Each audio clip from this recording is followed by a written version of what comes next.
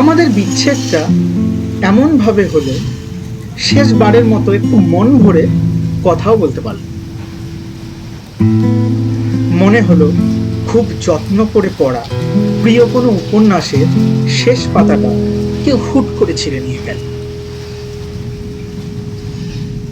গল্পটা ফুরিয়ে গেল, কিন্তু শেষটা জানা হলো। বুকের ভেতর কত শত কথা যে জমেছিল।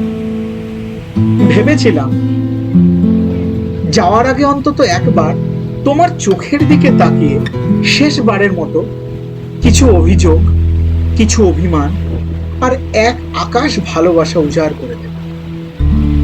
আরো ভেবেছিলাম শেষ বেলায় অন্তত এইটুকু জানাবো যে তোমাকে ছাড়া আমার জগৎটা কতটা শূন্য হতে যাচ্ছে।